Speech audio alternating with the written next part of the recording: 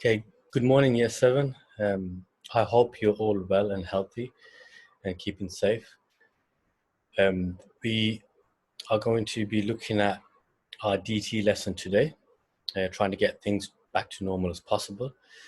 So what I've done, instead of giving you one-off cover lessons or one-off lessons, I've come up with a little project that I think would be more fun to do and more productive for you guys. And that is what I'm going to be introducing to you now.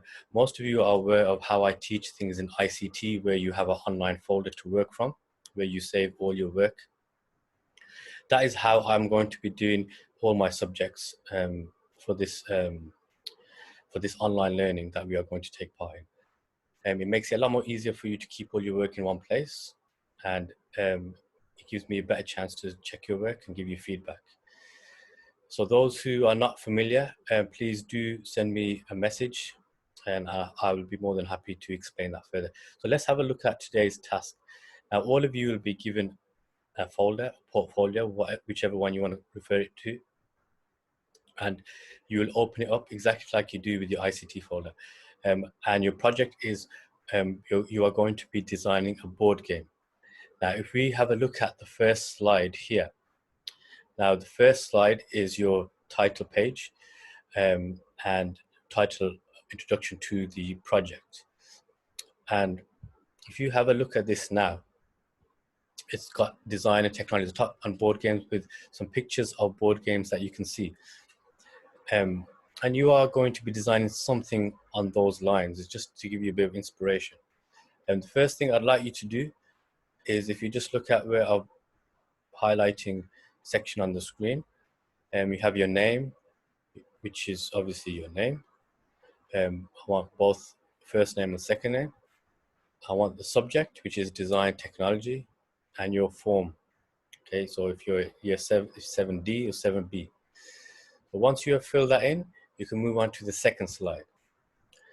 Now, the second slide here gives us a idea, a bit of context, a bit more detail about the project. Now, if you have a read through that, I will just quickly read through that with you.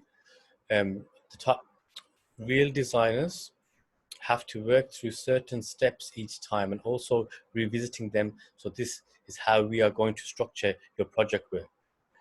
It's important that we revisit our design ideas. It doesn't matter what stage of the project you are, just so you can try to make improvements or check if there's any improvements that can be made.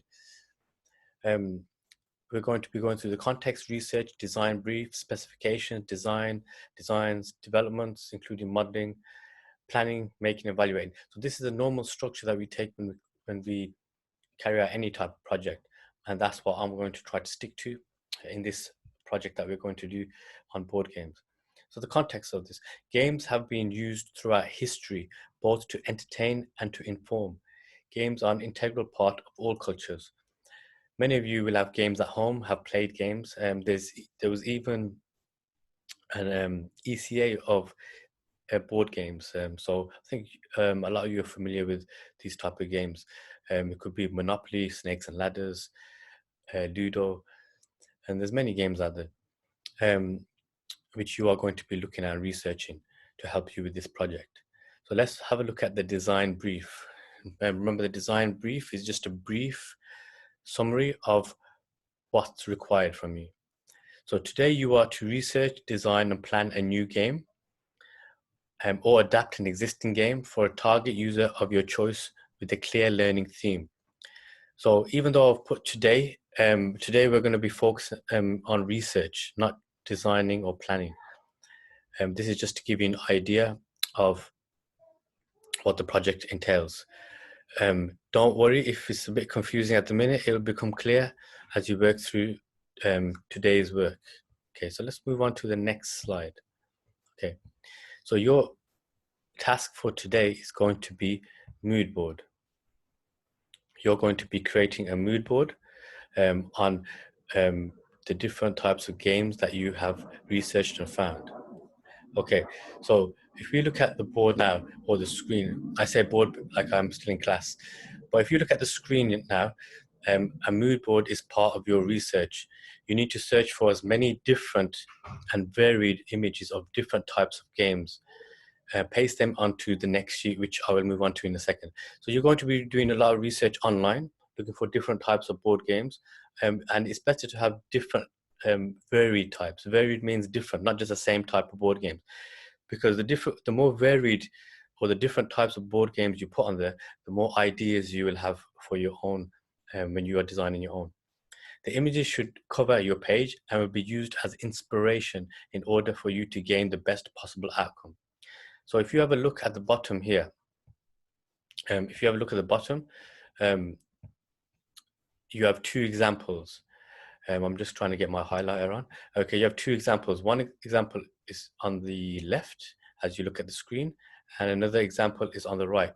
So this example on the left is a poor example because there's just a few designs or pictures, should I say, and they're not really well thought out or in the terms of the layout, and it's not really helpful.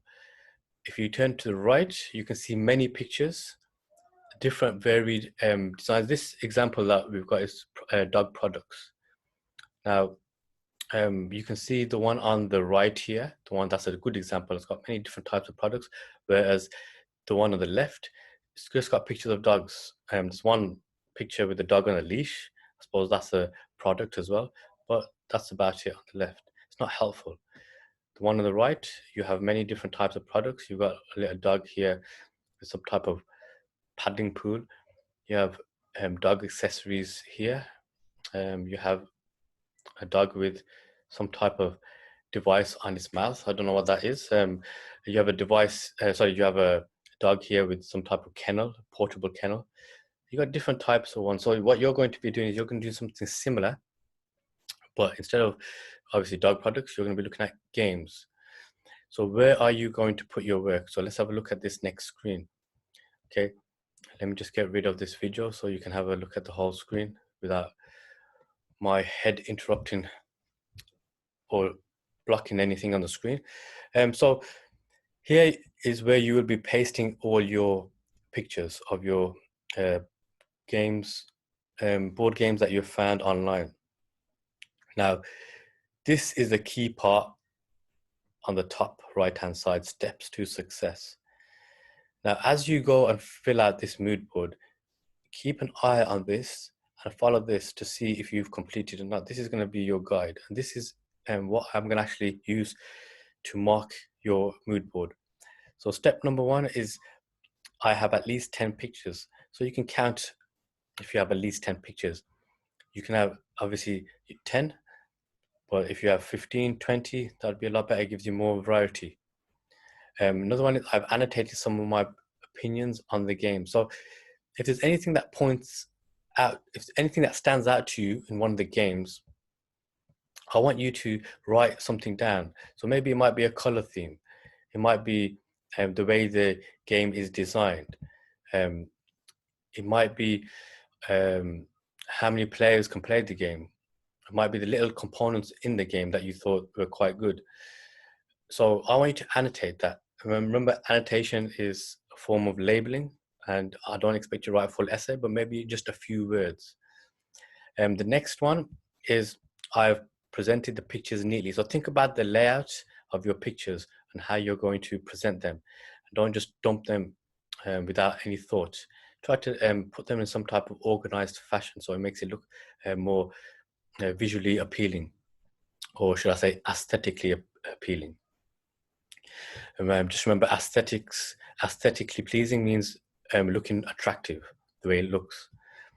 Your pictures need to be relevant. So going back to that dog design, if you had a look at, let's go back if I can.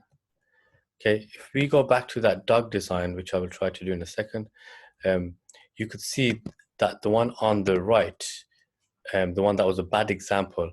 Oops, let's go back. Okay, the one on the left, which was a bad example, it's not really relevant. It's not really showing you much detail about the task, which is, or the topic, which is about dog products. But here you have a lot more information or pictures about the dog products, which is more relevant to you. Okay, so that's what number 4 means in terms of relevant. Number 5, I have filled out the whole mood board. Okay, so I don't just want a little section here. Okay, I want the whole mood board filled out. Okay, if I go again back to the previous slide. If I go back to the previous slide, you can see how the whole mood board is filled out. Okay, whereas there's a lot of gaps here. This is what we mean by number 5. You have filled out the whole mood board. Now, this is all you need to do in today's lesson. Don't worry about the rest of the slides. We'll be going through that as we go on during this project. But just for now, the task is to do some research online about board games, paste them, at least 10. They need to be annotated. You don't have to annotate all of them, just some of them, just to give me your thoughts and opinions. I have you've presented the pictures neatly. They need to be relevant, and you have filled out the whole mood board. If you have any questions, please do message me, and I'll be more than happy to help. You will have up to the end of today to complete this, because I will be marking this tomorrow. But I do advise to get this done as soon as possible. Okay, guys, thank you for listening, and I will see you in our next lesson. Thank you very much.